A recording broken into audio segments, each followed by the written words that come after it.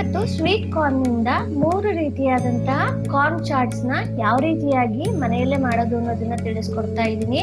ಅದರಲ್ಲೂ road side ಅಲ್ಲಿ ಸಿಗುವಂತಹ ಚೀಸಿ ಬಟರ್ ಹಾಕಿರುವಂತಹ ವೆಜಿಟೇಬಲ್ ನಿಂದ ಕೂಡಿರುವಂತಹ ಚಾಟ್ಸ್ ಅಂದ್ರೆ ಯಾರಿಗೂ ಇಷ್ಟ ಆಗಲ್ಲ, ಎಲ್ಲರಿಗೂ ಸಹ ಇಷ್ಟ ಆಗುತ್ತೆ. ಅದು ಮಳೆಗಾಲದಲ್ಲಂತೂ ಎಲ್ಲರಿಗೂ ಸಹ ಬಿಸಿ ಬಿಸಿ ಆಗಿರುವಂತ ಈ ಚಾಟ್ಸ್ ಗಳನ್ನ, ಕ್ರೀಮಿ ಆಗಿರುವಂತ ಚೀಸಿ ಆಗಿರುವಂತಹ ಈ ಚಾಟ್ಸ್ ಅನ್ನ ತಿನ್ಬೇಕು ಅಂದ್ರೆ ಯಾರೂ ಸಹ ಬೇಡ ಅಂತ ಹೇಳಕ್ಕೆ ಸಾಧ್ಯ ಇಲ್ಲ. ಆದ್ರೆ ಕೆಲವೊಂದ್ಸತಿ ನಾವು ಹೊರಗಡೆ ಹೋಗಕ್ಕಾಗಲ್ಲ. ಆ ಸಮಯದಲ್ಲಿ ಇದನ್ನ ಮನೆಯಲ್ಲೇ ತುಂಬಾ ಈಸಿಯಾಗಿ ಯಾವ ರೀತಿಯಾಗಿ ಮಾಡೋದು ಅಂತ ನಿಮಗೆ ತೋರಿಸ್ಕೊಡ್ತಾ ಇದ್ದೀನಿ.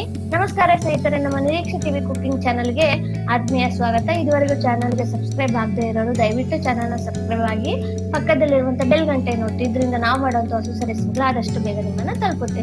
ಇಲ್ಲಿ ನಾನು 1-2 ಕಾರ್ನ್ ಅನ್ನ ತಗೊಂಡು ಬಿಡಿಸಿಟ್ಕೊಂಡಿದ್ದೀನಿ.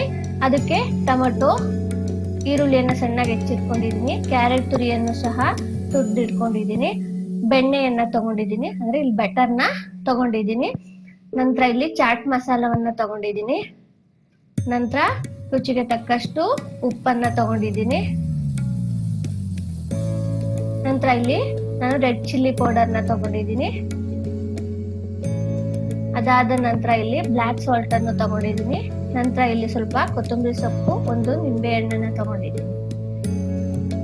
ಈಗ ಇದನ್ನ ಯಾವ ರೀತಿಯಾಗಿ ರೆಡಿ ಮಾಡೋದು ಅಂತ ನೋಡೋಣ. ಮೊದಲಿಗೆ ನಾನು ಗ್ಯಾಸ್ ಅನ್ನ ಆನ್ ಮಾಡ್ಕೊಂಡ್ಬಿಟ್ಟು ಅದ್ರ ಮೇಲೆ ಒಂದು ಪ್ಯಾನ್ ಅನ್ನ ಇಟ್ಬಿಟ್ಟು ಅದಕ್ಕೆ ನೀರನ್ನ ಹಾಕ್ಬಿಟ್ಟು ಸ್ವಲ್ಪ ಉಪ್ಪನ್ನ ಹಾಕ್ಬಿಟ್ಟು ಅದು ಒಂಚೂರು ಬಾಯಿಲ್ ಬಂದ್ಮೇಲೆ ಅದಕ್ಕೆ ನಾನು ಬಿಡಿಸಿಟ್ಕೊಂಡಿರುವಂತ ಕಾರ್ನ್ ಅನ್ನ ಹಾಕೊಳ್ತಾ ಇದ್ದೀನಿ. ಯಾಕಂದ್ರೆ ಇದನ್ನ ಒಂದು 5-6 ನಿಮಿಷಗಳ ಕಾಲ ಇದನ್ನ ಚೆನ್ನಾಗಿ ಕುದಿಸ್ಕೊಳ್ಬೇಕು. ಇದಕ್ಕೆ ತುಂಬಾ ಟೈಮ್ ಬೇಕಾಗಲ್ಲ, ಬೇಗ ಇದು ಬೆಂದ್ಬಿಡುತ್ತೆ. ಅಂದ್ರೆ ಇದು ಸ್ವಲ್ಪ ದಪ್ಪ ಆಗ್ಬಿಟ್ರೆ ಇದು ಬೆಂದಿದೆ ಅಂತ ಗೊತ್ತಾಗ್ಬಿಡುತ್ತೆ. ತುಂಬಾ ಹೊತ್ತೇನು ಇದಕ್ಕೆ ಬೇಕಾಗಲ್ಲ.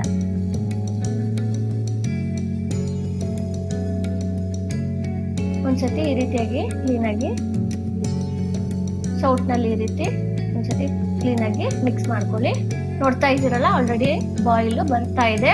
ಅಂದ್ರೆ ಅಲ್ಲಿ ಕಾರ್ನ್ ಆಲ್ರೆಡಿ ಏನಾಗ್ತಾ ಇದೆ, ಸ್ವಲ್ಪ ದಪ್ಪ ಆಗ್ತಾ ಇದೆ, ಕಲರು ಸಹ ಚೇಂಜ್ ಆಗ್ತಿದೆ. ಆವಾಗ್ಲೇ ಗೊತ್ತಾಗ್ಬಿಡುತ್ತೆ ಇದು ಬೇಯ್ತಾ ಇದೆ ಅಂತ.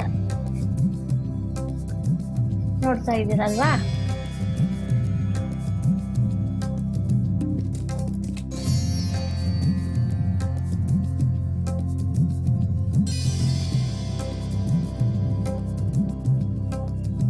ಇದು ಚೆನ್ನಾಗಿ ಕುದೀತಾ ಇದೆ.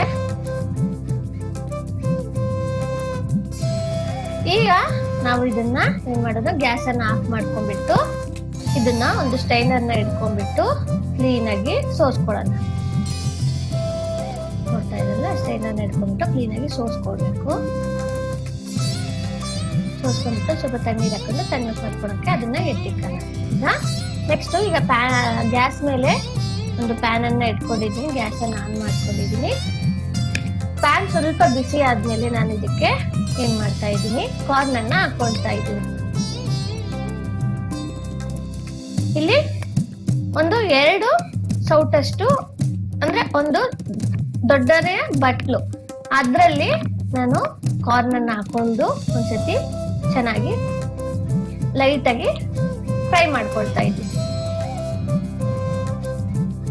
ನಂತರ ಇಲ್ಲಿ ನಾನು 1 ಸ್ಪೂನ್ ಅಷ್ಟು ಬಟರ್ನ ಹಾಕೊಳ್ತಾ ಇದ್ದೀನಿ.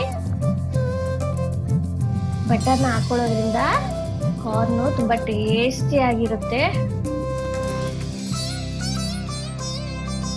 ನೋಡ್ತಾ ಇದ್ದೀರಲ್ವಾ ಎಷ್ಟು ಚೆನ್ನಾಗಿ. ಈ ಬಟರ್ ಹಾಕೊಳ್ಳೋದ್ರಿಂದ ಇದು ಆಯಿಲ್ ಅಂತ ಅನ್ಸಲ್ಲ, ತುಂಬಾ ಟೇಸ್ಟಿ ಆಗಿರುತ್ತೆ. ಇದನ್ನು ಸಹ ಕ್ರೀಮಿ ಆಗಿ ಬರುತ್ತೆ ಅಂತ ಹೇಳಿ ಬಟರ್ನ ಹಾಕೊಂಡಿದ್ದೀನಿ.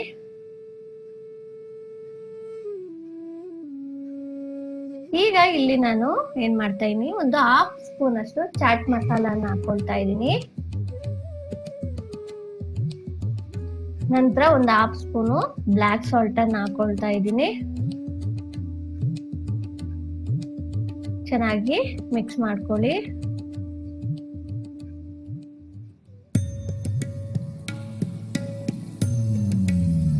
ಒಂದು 2 ನಿಮಿಷ ಚೆನ್ನಾಗಿ ಇದನ್ನ ಮಿಕ್ಸ್ ಮಾಡ್ಕೊಳ್ಬೇಕು. ಯಾಕೆಂದ್ರೆ ನಾವು ಹಾಕಿರೋಂತ ಈ ಚಾಟ್ ಮಸಾಲ ಇದೆಲ್ಲ ಚೆನ್ನಾಗಿ ಹತ್ಕೊಳ್ಬೇಕಲ್ಲ, ಅದಕ್ಕೋಸ್ಕರ ಮಿಕ್ಸ್ ಮಾಡ್ಕೊಳ್ಳಿ. ನೋಡಿದ್ರಲ್ವಾ, butter sweet corn chaat ready ಆಗಿದೆ. ನೆಕ್ಸ್ಟ್ ಮತ್ತೆ ಒಂದ್ 2 ಬಟ್ಲಷ್ಟು ಕಾರ್ನ್ ಅನ್ನ ಪ್ಯಾನಿಗೆ ಹಾಕೊಳ್ತಾ ಇದ್ದೀನಿ. ಅದಕ್ಕೆ ಮತ್ತೆ 1 ಸ್ಪೂನ್ ಅಷ್ಟು ಬಟರ್ನ ಹಾಕೊಳ್ತಾ ಇದ್ದೀನಿ. ಚೆನ್ನಾಗಿ ಮಿಕ್ಸ್ ಮಾಡ್ಕೊಳ್ತೀನಿ.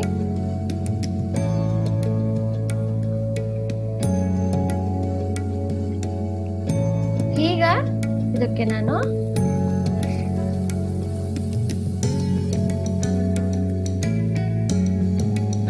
ಇಲ್ಲಿ ರುಚಿಗೆ ತಕ್ಕಷ್ಟು ಉಪ್ಪನ್ನ ಹಾಕೊಳ್ತಾ ಇದ್ದೀನಿ.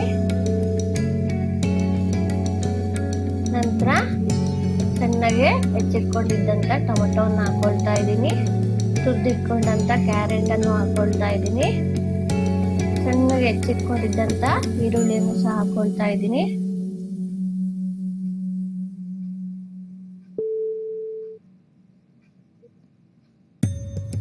ನೋಡ್ತಾ ಇದ್ರಲ್ವಾ, ನೀವು ಬೇಕಾದ್ರೆ ಬೇರೆ ವೆಜಿಟೇಬಲ್ ಆಡ್ ಮಾಡ್ಕೊಂಡು ನಂತರ ಸಣ್ಣಗೆ ಹೆಚ್ಚಿಟ್ಕೊಂಡಿದ್ದಂತ ಕೊತ್ತಂಬರಿ ಸೊಪ್ಪನ್ನು ಸಹ ಸೇರಿಸ್ಕೊಳ್ತಾ ಇದ್ದೀನಿ.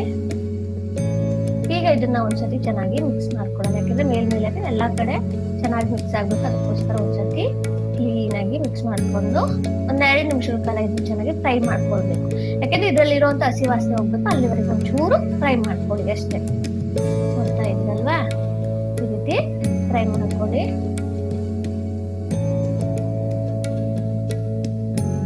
ಈಗ 1/4 ಟೀ ಸ್ಪೂನ್ ಅಷ್ಟು ರೆಡ್ ಚಿಲ್ಲಿ ಪೌಡರ್ನ ಹಾಕೊಳ್ತಾ ಇದ್ದೀನಿ.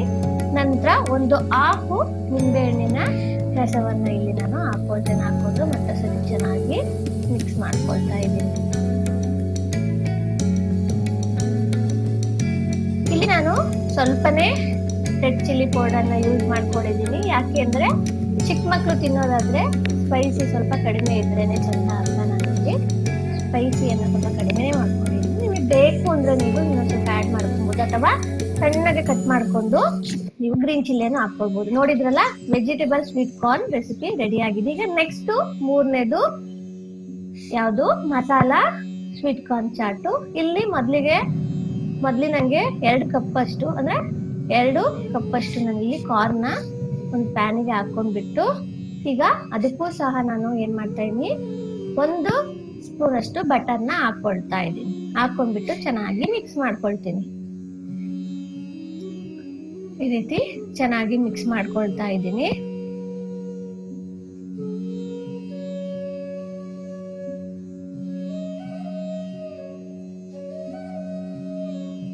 ಈ ರೀತಿ ಮಿಕ್ಸ್ ಮಾಡ್ಕೊಂಡ ನಂತರ ಇಲ್ಲಿ ನಾನು ಇದಕ್ಕೆ 1/4 ಟೀ ಸ್ಪೂನ್ ಅಷ್ಟು ರೆಡ್ ಚಿಲ್ಲಿ ಪೌಡರ್ನ ಹಾಕೊಂಡಿದ್ದೀನಿ. ನಂತರ ರುಚಿಗೆ ತಕ್ಕಷ್ಟು ಉಪ್ಪನ್ನ ಹಾಕೊಂಡಿದ್ದೀನಿ. ನಂತರ 1/4 ಟೀ ಸ್ಪೂನ್ ಅಷ್ಟು ಚಾಟ್ ಮಸಾಲವನ್ನ ಹಾಕೊಂಡಿದ್ದೀನಿ. ನಂತರ 1/4 ಟೀ ಸ್ಪೂನ್ ಅಷ್ಟು ಆಮ್ಚೂರ್ ಪೌಡರ್ನು ಸಹ ಹಾಕೊಂಡ್ಬಿಟ್ಟು ಚೆನ್ನಾಗಿ ಮಿಕ್ಸ್ ಮಾಡ್ಕೊಳ್ತಾ ಇದ್ದೀನಿ. ಆಮ್ಚೂರ್ ಪೌಡರ್ ಹಾಕೊಳ್ಳೋದ್ರಿಂದ ಟೇಸ್ಟ್ ಚೆನ್ನಾಗಿ ಬರುತ್ತೆ, ಹುಳಿ ಸ್ವೀಟ್ ಎಲ್ಲ ಬರುತ್ತೆ. ನೋಡಿದ್ರಲ್ವಾ,